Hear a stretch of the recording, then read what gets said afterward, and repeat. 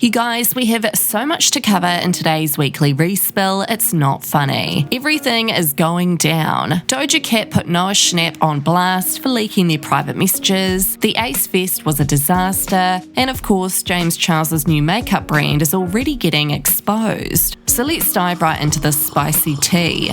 James Charles has been having issues with creating his makeup brand for years. I guess he is fearful that it will end up like Jacqueline's hairy lumpy bumpy lipstick brand, so he's putting in heaps of effort to ensure it's like really good quality, etc. But the issue now is that he no longer has a fan base to sell his makeup line to. He's become increasingly irrelevant over the years, especially since all that stuff came out about him hitting on underage boys. People are saying that James definitely missed his window of opportunity to start a makeup brand and now it's too late. His scandals and dramas aside, by diversifying the types of video he makes, he's probably lost a huge amount of viewers that are interested in buying his makeup. Without a doubt, if and when he launches this brand, he will for sure make a lot off of it initially, but people believe the longer he waits and screws around by the sounds of things, the less people are going to be interested when he does launch the brand. James was initially wanting to launch his brand years ago, but then the Tati scandal went down, we all remember that, and that put James's career at a standstill for a while, and he had to hold off because of all the drama going down. James was even supposed to launch more stuff with Morphe, but because of Dramageddon they cut ties with him. At the moment, James's main concern is that he doesn't have a name for his brand.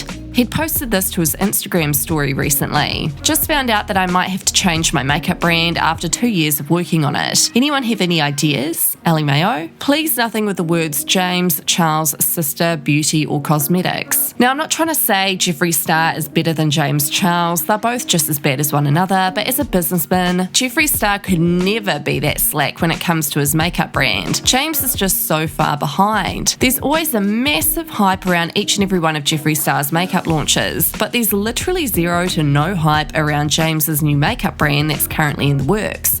My thoughts is that James is going to have to wow consumers to make them want to buy from his makeup brand, because things are looking a little stale for James at this point. Let me know your thoughts in the comments. Doja Cat has been so messy lately. Noah Schnapp, most famously known for his acting in Stranger Things, recently exposed Doja Cat in a TikTok he'd made, exposing her DMs where she'd asked Noah to basically get her in touch with his co-star Joseph Quinn. Noah made this TikTok thinking that Doja would find it funny where he leaked her DMs. Doja had said in the leaked messages, "Noah, can you tell Joseph to hit me up? Wait, no, does he have a girlfriend?" To which Noah replied, "Ellie Mayo, slide into his DMs." Doja said, "I don't know his Instagram or Twitter.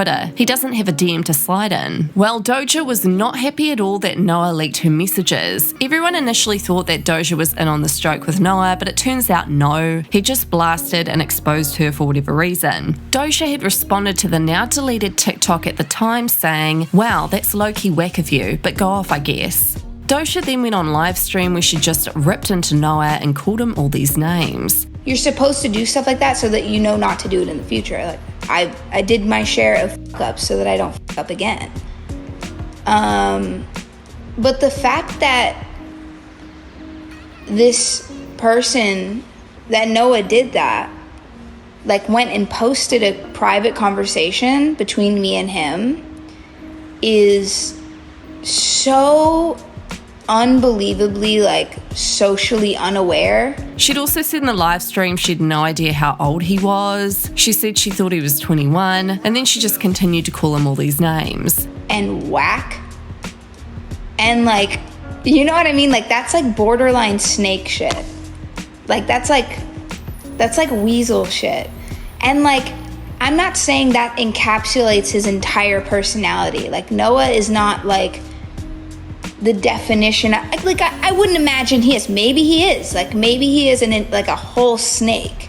Doja was called out by multiple fans for the way she reacted to this situation. People were like, you're calling him socially unaware, but you're not. Fans were like, girl, get a grip. Also, isn't Noah a child? He's literally 17 and Doja is 26. Can't she just be an adult and slide into his co-star's DMs herself? She completely overreacted. And then after people got confused and were like, WTF girl, she turned around and was all like, it's just a joke. She definitely lost people when she was saying that this was a power play. Like, he's a child. Isn't it more of a power play sliding into an underage actor's DMs to try and get him to help hook her up with his co-star? Very weird behaviour.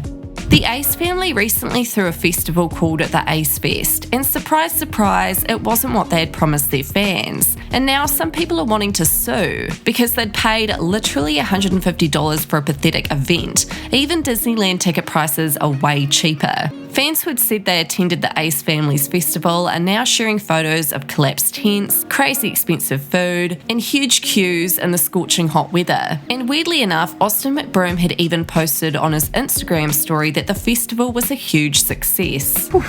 We made it to the next day, guys. Yesterday was a very long, fun, and exciting day, and me and the family just want to say thank you guys again from the bottom of our hearts for coming out and showing so much love. Oh my gosh, it was our first Ace Fest and it was a success. Thank you guys again. We love you guys so much. If you didn't come this time, hopefully you can make it to the next one.